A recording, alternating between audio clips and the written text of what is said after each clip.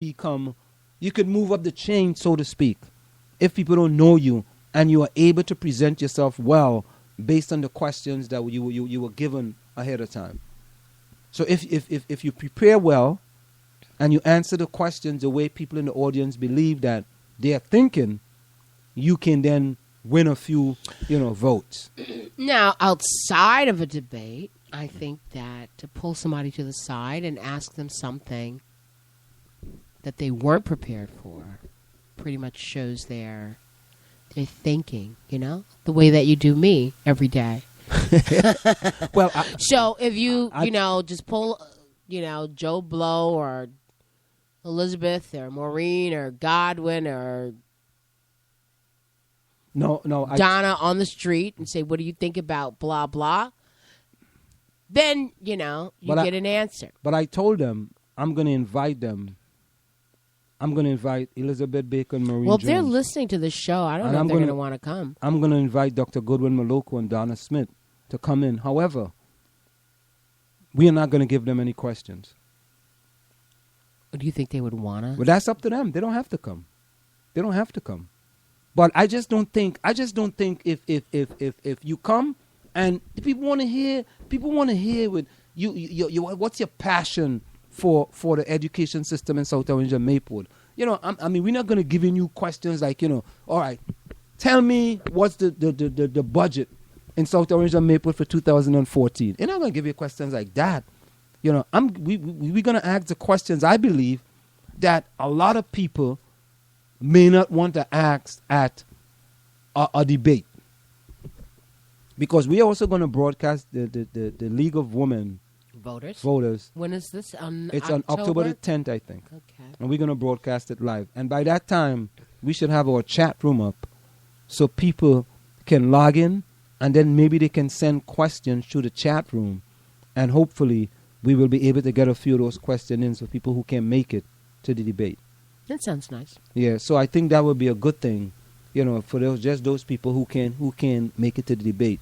But I think what we have to do is that, we keep doing things the same way over and over and over and over. All right, here's four questions. This is where we left off at doing things over and over. So when I said that, the doctor didn't have any, coming out party per se. I mean, I believe that in this community, you do need to build a constituency. And one thing, even when I considered running for the Board of Ed, people would come up to me and tell me stories. And so you have to be out in the public. For example, what type of stories? About their kid who had special needs, about their kid who couldn't get into this AP class. I mean, just various things. So if I'm out there talking to people I don't know, and they know you're trying to do something, or they just want to hear you speak and, what do you have to say? You hear lots of stories about people. I'm sure that every board member,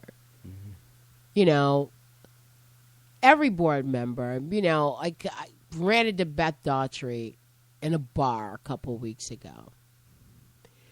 And she says, I can't go out because when I go out, I have to people will ask these questions and I have to talk to them because I'm the president. I mean, and this is across the board with all of them. And I've had a number of these people who were close friends of mine, and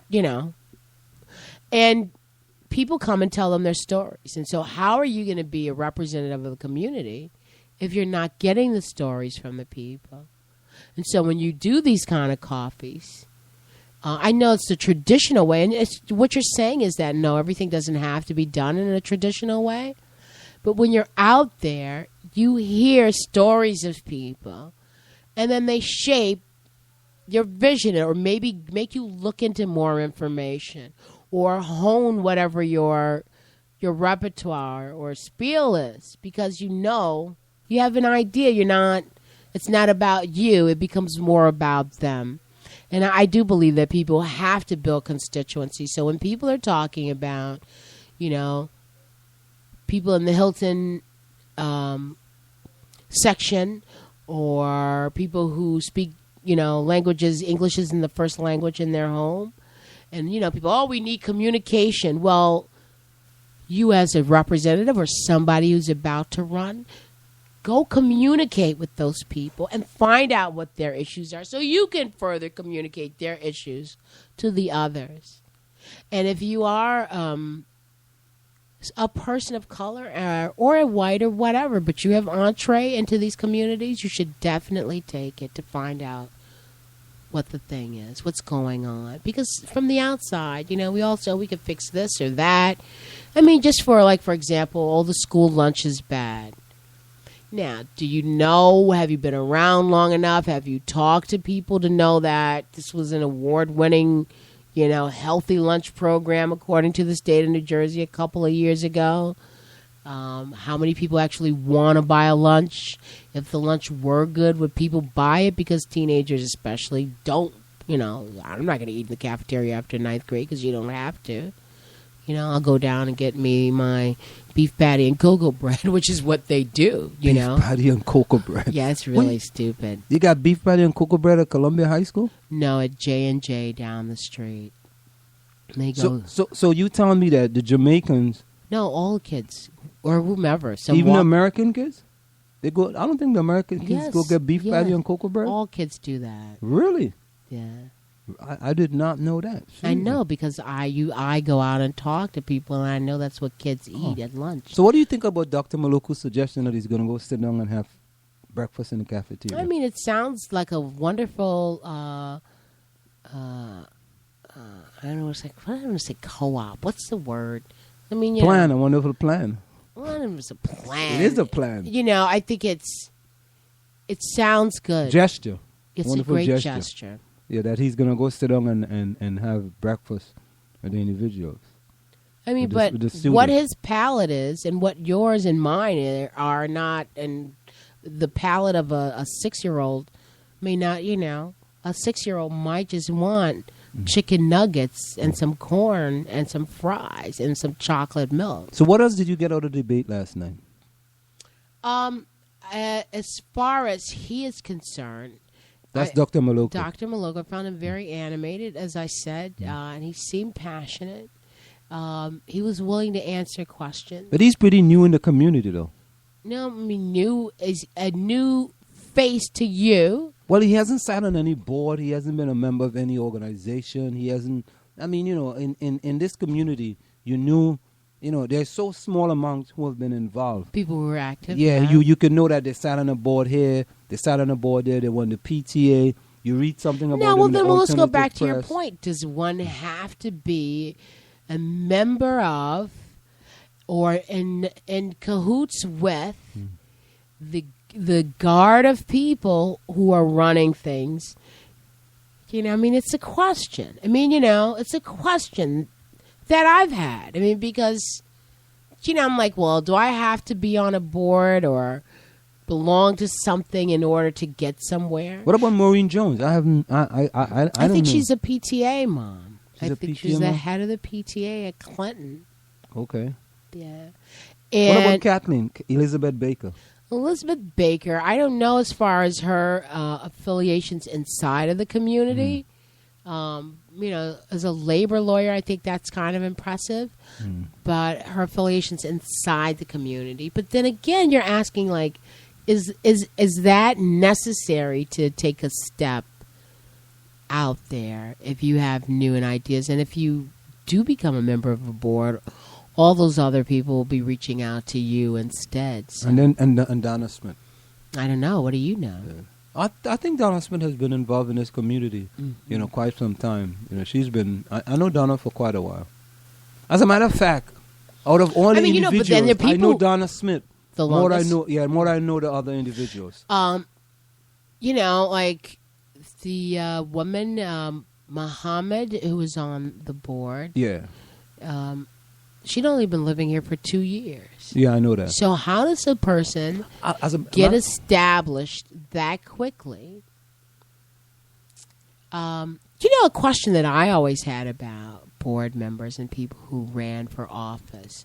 Do they have to be lawyers? Do they have to be No, they don't. Somebody? No. Well, again, in order to be accepted by the people who normally vote, I don't think you have to be a lawyer. no, you don't have to. That's not the requirement. But will the other board members back you up? Oh, I would say because this. you're part of the status quo. No, I would say this, and I believe this. I believe that if you put a good idea on the table, that's not the case. That's truly going to benefit the students of South Orange and It's Maple. who you know. It's a good idea. Well, you got to caucus with other people. You just can't put an idea on the table and expect that people are going to just... And you can only caucus if you know somebody. No, you don't have to... Come on, you don't have to know somebody to caucus with them. Oh, I've got an experience to tell you that, yeah, you do need to know I don't think so. I don't think you got to know. I think what you can prove to people is that here's why this is best for the community of South Orange and Maple. And I'll give you an example. The pool that they're going to build that was going to cost $10 million, right? There were many people who were on the board who were in favor of the pool. However, many people then brought to their attention that, you know what, we don't need to spend $10 million on a pool that's only going to be utilized by 30 people, as an example. I wish you could say that. I heard about this pool, and it's not 30 people because it could have been used by the whole community. Well, yeah, but we already had Maplewood pool. That's $500 or more to join. Go ahead. Also, you want freeness. You want a handout. My taxpayers or a bond is paying for a pool. You want a handout. High school. You want to use the pool for free. Go ahead, Anselm. You want them to you want them to spend $10 million. It's going to cost us higher taxes to build a $10 million pool, which rightfully they stopped because they had this petition called Stop the Pool, and they got rid of that one of the most asinine ideas that ever come across South Orange and Maple to build a $10 million pool. This is why people are not going to come on the show. Why is that? Because you keep blasting them and their ideas. Because if the ideas are not for the best of South Orange and Maple, what should I do? Okay, you know. But the person who put forth the idea, do you think that they were trying to harm the community? I don't know if they were trying to. No, I don't think they're trying to harm the community. So, I mean, however, the intent. Okay, so to say it's asinine and to blast it away, the intent was not harmful. Why would you spend $10 million on education? And it didn't happen. Spend $10 million on improving the levels. Happen, so spend we $10 million on the education system and $10 million on a pool. We move forward. We have the South Orange pool. We have the Maplewood pool. We have a pool in Union. You know, we already have a pool in Columbia. Like you can go to Union's pool. Yeah, no. The swim team at Columbia uses the pool in Union. Unfortunately. So let them use that pool. Anyway. At any rate. But last night in the debate, getting back to the debate. Thank you. I thought it was really good, and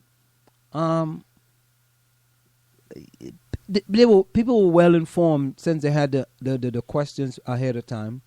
So, they were able to prepare very well.